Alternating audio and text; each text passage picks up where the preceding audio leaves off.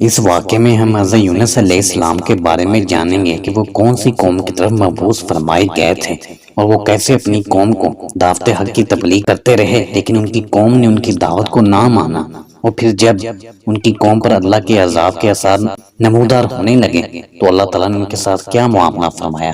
اس لیے یہ سب جاننے کے لیے ویڈیو کو آخر تک ضرور دیکھیں۔ بسم اللہ الرحمن الرحیم۔ السلام علیکم۔ حضرت یونس علیہ السلام دجلہ کے بائیں کنارے پر آباد عراقی شہر موصل میں پیدا ہوئے۔ آپ علیہ السلام حضرت ہود علیہ السلام کی اولاد میں سے تھے۔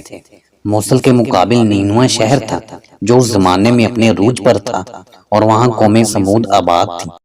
نینوا کی آبادی 1,00,000 سے زیادہ تھی، جیسا کہ قرآن پاک میں ہے، اور یونس علیہ السلام کو 1,00,000 یا اس سے زیادہ لوگوں کی طرف پیغمبر بنا کر بھیجا گیا۔ حضرت یونس علیہ السلام کی عمر 28 سال تھی جب اللہ تعالیٰ نے انہیں اہل نینوا کی رشد و ہدایت پر مأمور فرمایا۔ مفسرین کے مطابق حضرت یونس علیہ السلام کا عہد 781 تھا، 741 قبل مسیح ہے۔ آپ علیہ السلام کا قرآن کریم میں 6 سورہ مبارکہ میں ذکر آیا ہے: سورۃ النساء، سورۃ الانعام، سورۃ یونس، سورۃ صفات، سورۃ الانبیاء اور سورۃ القلم۔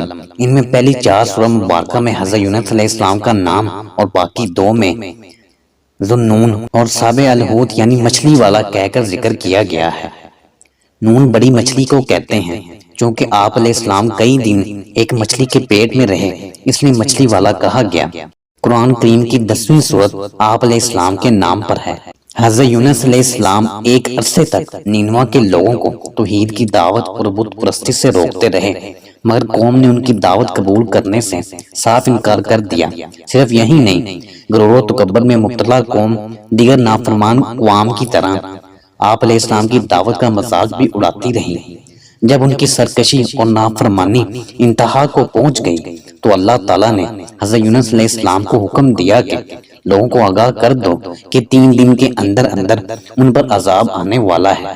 آپ علیہ السلام نے قوم میں اس کا اعلان کر دیا۔ یہ سن کر قوم یونس علیہ السلام نے آپس میں مشورہ کیا تو اس بات پر ان سب کا اتفاق ہوا کہ یونس علیہ السلام کو کبھی جھوٹ بولتے نہیں دیکھا گیا، لہٰذا ان کی بات نظر انداز نہیں کرنی چاہیے۔ مشورے میں یہ بھی طے ہوا کہ دیکھا جائے اگر یونس علیہ السلام رات بستی کے اندر اپنے گھر میں مقیم رہتے ہیں تو سمجھ لو کہ کچھ نہیں ہوگا، اور اگر وہ یہاں سے کہیں اور چلے جاتے ہیں تو یقین کر لو کہ صبح عذاب ضرور آئے گا۔ قصہ مختصر، حضرت یونس علیہ السلام رات کو اس بستی سے نکل گئے۔ صبح ہوئی تو عذاب الہی ایک سیاہ دھوئیں اور بادل کی شکل میں بستی والوں کے سروں پر منڈلانے لگا۔ جب وہ ان کے قریب ہونے لگا تو لوگوں کو یقین ہو گیا کہ اب وہ سب ہلاک ہونے والے ہیں۔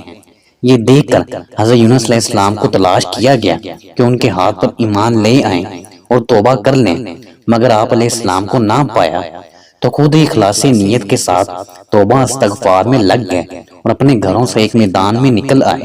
عورتیں، بچے اور جانور سب اس میدان میں جمع کر دیے گئے۔ تمام بستی والے ٹاٹ کے کپڑے پہن کر عاجز و انکساری کے ساتھ توبہ کرنے اور عذاب سے پناہ مانگنے میں اس طرح مشغول ہوئے کہ پورا میدان آہو بکا سے گونجنے لگا۔ اللہ تعالیٰ نے ان کی توبہ قبول فرما لی اور عذاب ان سے ہٹا دیا۔ روایت میں ہے کہ یہ عاشورہ یعنی 10ویں محرم کا دن تھا۔ ادھر حضرت یونس علیہ السلام بستی سے باہر اس انتظار میں تھے کہ اب اس قوم پر عذاب نازل ہوگا۔ ان کے توبہ استغفار کا حال انہیں معلوم نہ تھا۔ جب عذاب ٹل گیا تو انہیں فکر ہوئی کہ اب تو قوم مجھے جھوٹا قرار دے دے گی، کیونکہ میں نے اعلان کیا تھا کہ 3 دن کے اندر عذاب آ جائے گا۔ اس قوم کا قانون تھا کہ جس شخص کا جھوٹ معلوم ہو اور وہ اپنے کلام پر کوئی شہادت پیش نہ کر سکے تو اسے قتل کر دیا جاتا۔ تو یونس علیہ السلام کو فکر ہوئی کہ انہیں بھی جھوٹا قرار دے کر قتل کر دیا جائے گا۔ اسی رنج و غم اور پریشانی کے عالم میں اس شہر سے نکل جانے کا ارادہ کر کے چل دیے، یہاں تک کہ بحیرہ روم کے کنارے پہنچ گئے۔ وہاں ایک کشتی دیکھی جس میں کچھ لوگ سوار تھے۔ آپ علیہ السلام کو ان لوگوں نے پہچان لیا اور کرائے کے بغیر سوار کر لیا۔ کشتی روانہ ہو کر جب سمندر کے وسط میں پہنچی تو دفتن ٹھہر گئی۔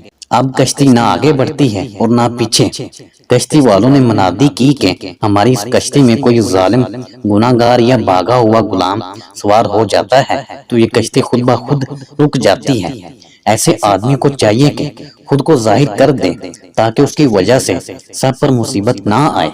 اس پر حضرت یونس علیہ السلام بول اٹھے کہ وہ بھاگا ہوا غلام گناہگار میں ہی ہوں، کیونکہ اپنے شہر سے نکل کر کشتی میں سوار ہونا ایک طبعی خوف کی وجہ سے تھا، اللہ تعالیٰ کے حکم سے نہ تھا، اور اللہ تعالیٰ کے حکم کے بغیر یوں چلے آنے کو حضرت یونس علیہ السلام کی پیغمبرانہ شان نے ایک گناہ قرار دیا کہ پیغمبر کی کوئی نقل و حرکت اللہ تعالیٰ کے حکم کے بغیر نہیں ہوتی۔ بہرحال آپ علیہ السلام نے فرمایا کہ مجھے دریا میں ڈال دو تو تم سب اس عذاب سے بچ جاؤ گے، مگر کشتی والے اس پر تیار نہ ہوئے، بلکہ انہوں نے قرآن اندازی کی تاکہ جس کا نام نکلے اسے دریا میں ڈالا جائے، لیکن قرآن اندازی میں بھی آپ علیہ السلام ہی کا نام نکل آیا۔ لوگوں کو اس پر تعجب ہوا تو کئی مرتبہ قرآن اندازی کی گئی اور ہر مرتبہ آپ علیہ السلام کا نام ہی آتا رہا۔ قرآن کریم کی سورت الصفات کی آیت نمبر 141 میں اس قرآن اندازی اور حضرت یونس علیہ السلام کا نام نکلنے کا ذکر موجود ہے۔ ایک طرف قرآن اندازی میں نام نکلنے پر آپ علیہ السلام کو دریا میں ڈالے جانے کا سامان ہو رہا تھا، تو دوسری طرف ایک بہت بڑی مچھلی اللہ تعالیٰ کے حکم پر کشتی کے قریب منہ کھولے موجود تھی کہ آپ علیہ السلام کو اپنے پیٹ میں جگہ دے۔ حضرت یونس علیہ السلام کو جیسے ہی سمندر میں ڈالا گیا تو مچھلی نے فوراً انہیں اپنے پیٹ میں لے لیا، یعنی نگل لیا۔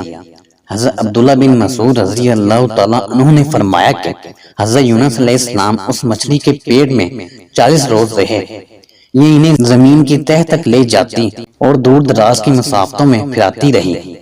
اس حالت میں حضرت یونس علیہ السلام نے دعا کی، لا الہ الا انت سبحانک انی کنت من الظالمین، تو اللہ تعالیٰ نے ان کی دعا قبول فرمائی اور مچھلی نے آپ علیہ السلام کو بالکل صحیح سالم حالت میں کنارے پر ڈال دیا۔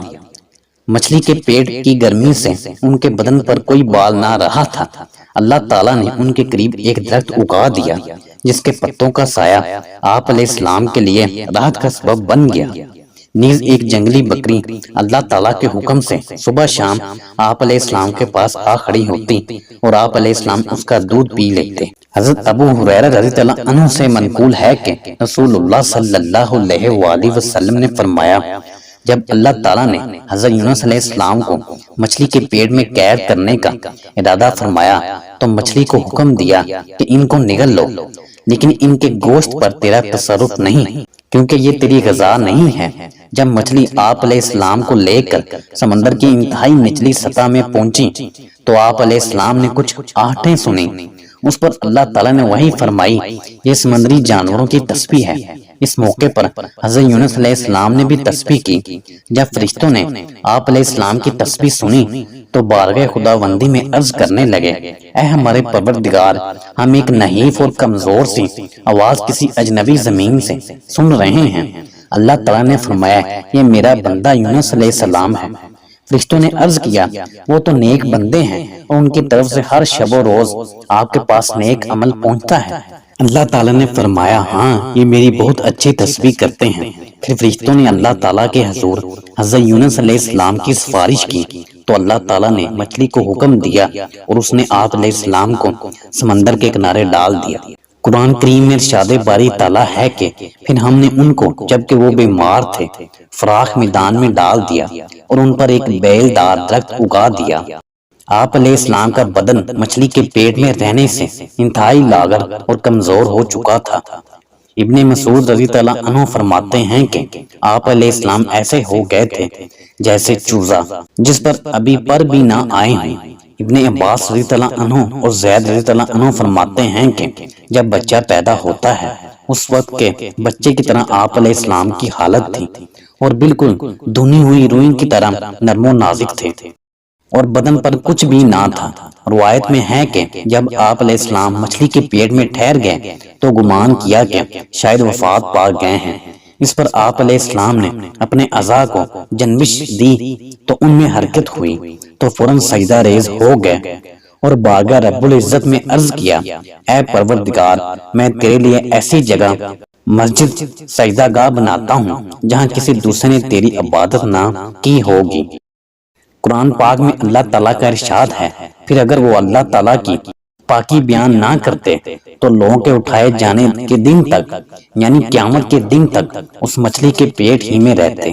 حضرت سعد بن مالک رضی اللہ عنہ سے مروی ہے کہ انہوں نے نبی اکرم صلی اللہ علیہ وآلہ وسلم کو فرماتے ہوئے سنا، اللہ کو اس نام سے پکارا جائے تو دعا قبول ہوتی ہے، اور جو مانگا جائے اللہ ضرور عطا فرماتے ہیں، یعنی حضرت یونس علیہ السلام کی دعا کے ساتھ۔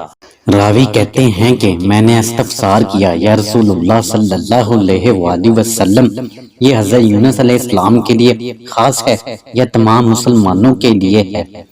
آپ صلی اللہ علیہ وآلہ وسلم نے فرمایا، یہ حضرت یونس علیہ السلام کے لیے خاص ہے اور مومنین کے لیے عام، جب بھی وہ اس کے ساتھ دعا کریں۔ کیا تم نے اللہ کے فرمان کو نہیں سنا؟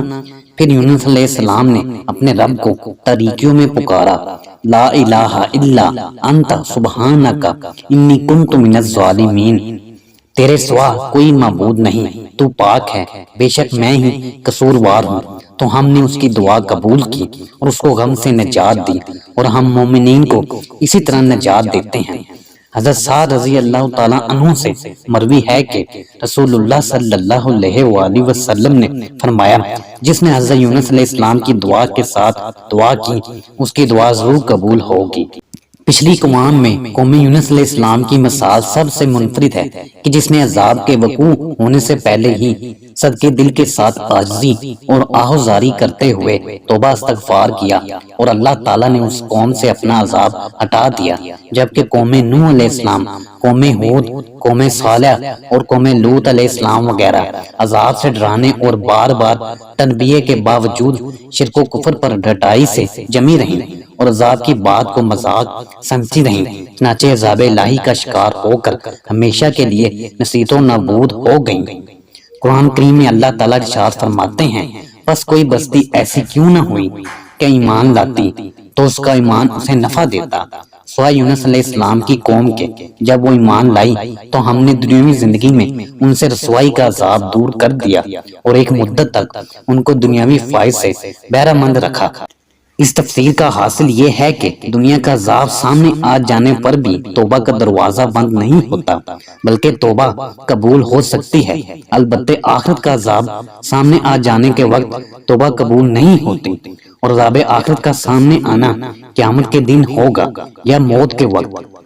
جامعہ ترمذی کی حدیث ہے کہ حضور صلی اللہ علیہ وآلہ وسلم نے فرمایا، اللہ تعالیٰ بندے کی توبہ قبول فرماتے رہتے ہیں جب تک وہ گرگرا کی حالت میں نہ پہنچ جائے۔ گرگرا کی حالت سے مراد موت کا وہ وقت ہے کہ جب نزاع کے وقت فرشتے سامنے آ جاتے ہیں، اس وقت دنیا کی زندگی ختم ہو کر آخرت کے احکام شروع ہو جاتے ہیں، اس لیے اس وقت کا کوئی عمل قابل قبول نہیں۔ ویڈیو کو لائک بھی کر دیا کریں اور ہمارے چینل کو سبسکرائب بھی کریں اور گھنٹی کے بٹن کو پریس کر دیں تاکہ ہماری آنے والی ہر نئی ویڈیو کی نوٹیفیکیشن آپ کے پاس سب سے پہلے پہنچ سکیں۔ شکریہ، اللہ حافظ۔